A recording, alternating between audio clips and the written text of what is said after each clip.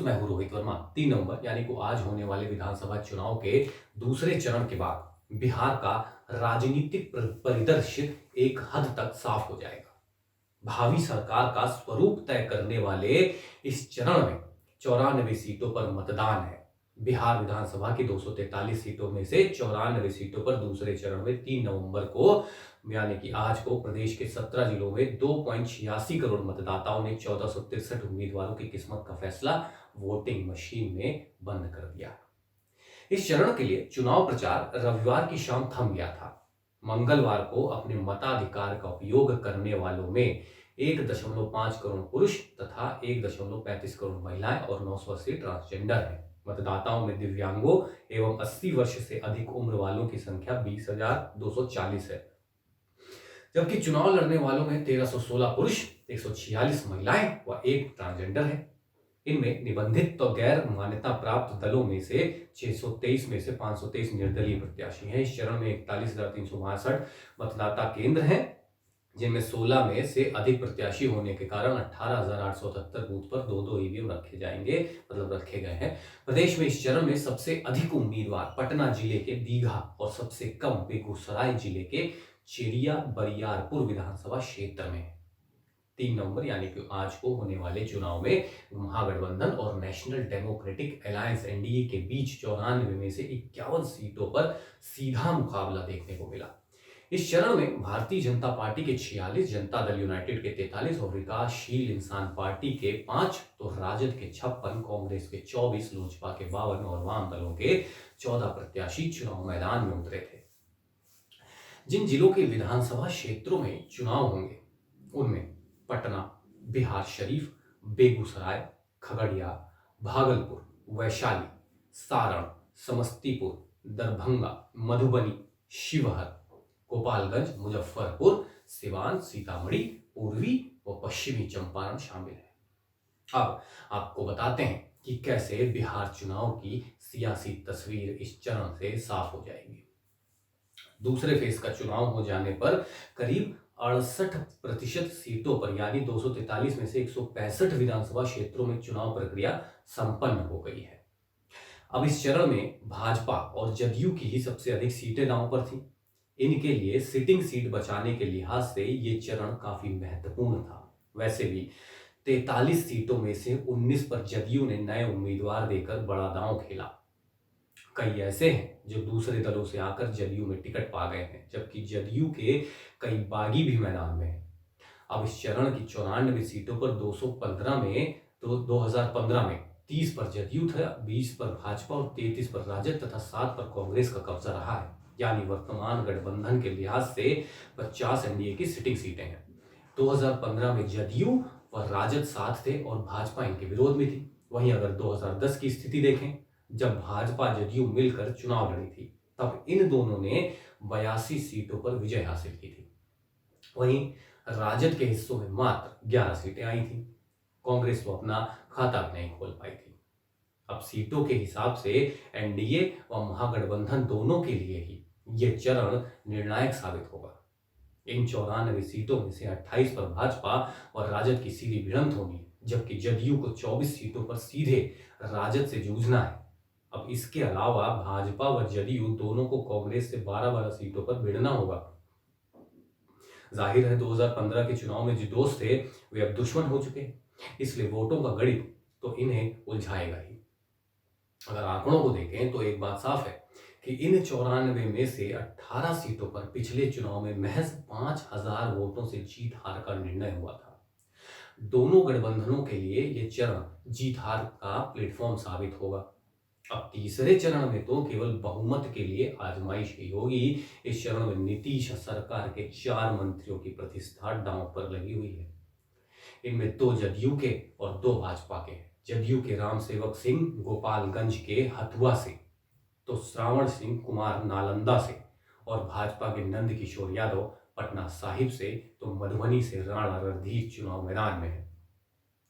समस्तीपुर जिले के हसनपुर की बात करें तो वहां से तेज प्रताप यादव, तो वैशाली जिले के राधेपुर से तेजस्वी यादव और लालू प्रसाद के समधी चंद्रिका राय की सारण के परसा में प्रतिष्ठा दांव पर लगी हुई है।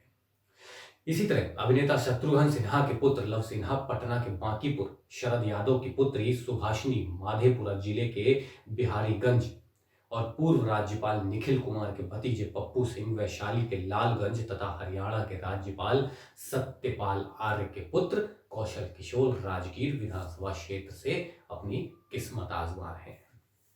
इनके अलावा किस्मत आजमाने वालों में चेरिया बरियारपुर यानी कि बेगूसराय से मंजू वर्मा, उजियारपुर से आलोक कुमार मेहता, शिवहर से आनंद मोहन के बेटे चेतनानंद, छपरा से पूर्व सांसद प्रभुनाथ सिंह के बेटे रणधीर कुमार सिंह और वैशाली की महनार सीट से बाहुबली रामा सिंह की पत्नी वीणा सिंह प्रमुख हैं।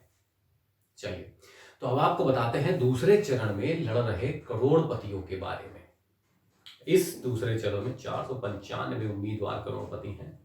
विधानसभा चुनाव के कुल 1463 प्रत्याशियों में से 34% यानी 495 उम्मीदवार करोड़पति हैं।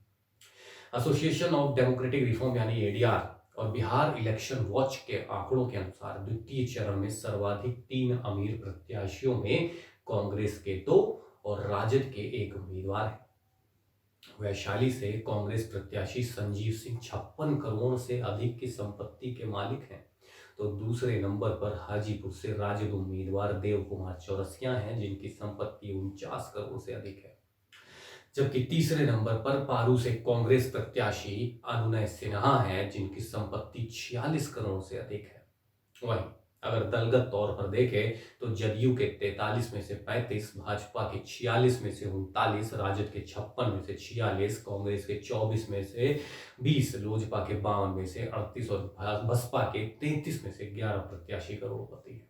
अर्थात इनके हलफनामे के अनुसार इनकी घोषित संपत्ति 1 करोड़ से अधिक है। इनमें भी अगर औसत संपत्ति की बात की जाए तो कांग्रेस के 24 प्रत्याशियों की औसत संपत्ति लगभग 10 करोड़ है, राजद के 56 की लगभग 5 करोड़ है, भाजपा के 46 उम्मीदवारों की लगभग 4 करोड़ है और जदयू के 43 की लगभग 5 करोड़ रुपए है।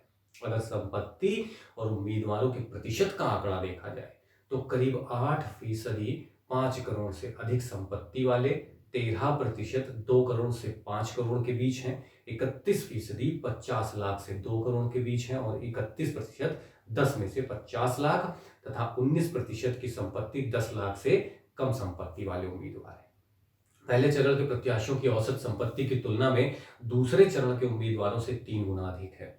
अब इस चरण में काफी संख्या में किसान और व्यापारी चुनाव मैदान में ताल ठोक रहे हैं।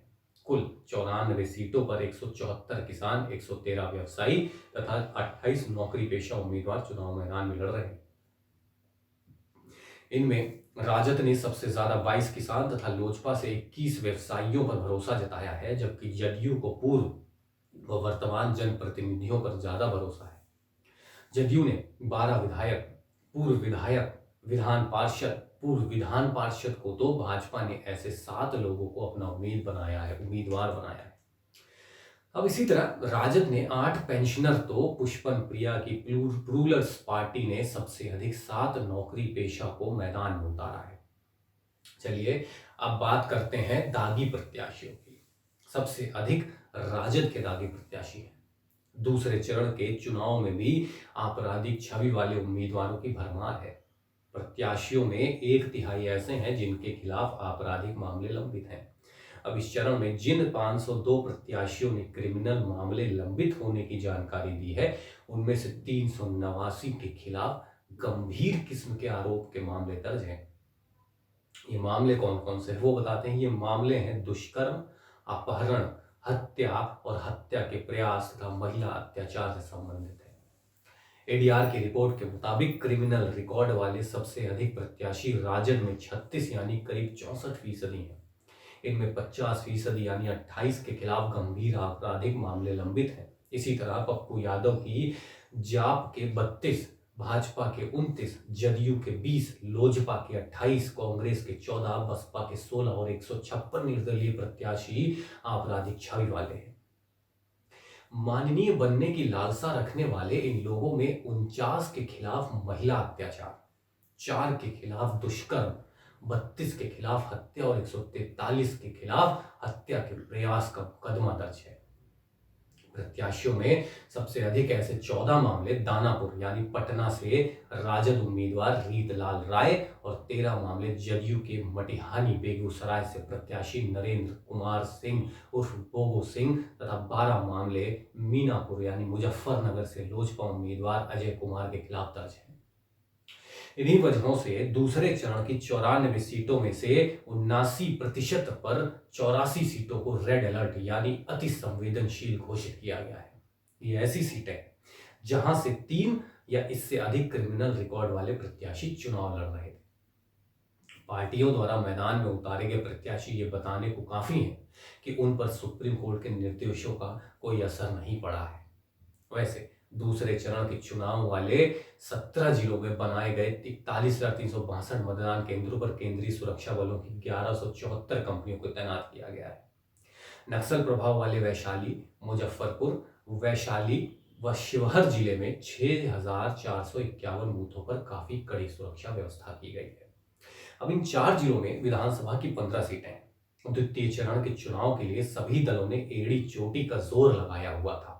राजनेताओं ने ताबड़तोड़ सभाएं की तथा इस दौरान कोरोना से भी संक्रमित हुए। वहीं दूसरी तरफ प्रधानमंत्री नरेंद्र मोदी ने रविवार को छपरा, समस्तीपुर, मोतिहारी, बगहा में चुनावी जनसभाओं को संबोधित किया तो राजद नेता व महागठबंधन के सीएम उम्मीदवार तेजस्वी यादव ने एक दिन में ताबड़तोड़ 19 जनसभाएं कर अपने पिता लालू प्रसाद की 16 रैलियों का रिकॉर्ड तोड़ दिया। सबने अपने अपने मुद्दे गढ़े और वादे किए, लेकिन देखना है आखिरकार जनता अपना वोट देकर किसे ताज पहनाती है। अगर आपको ये वीडियो पसंद आया है तो इसे लाइक करें और कमेंट करके हमें जरूर बताएं। नमस्कार।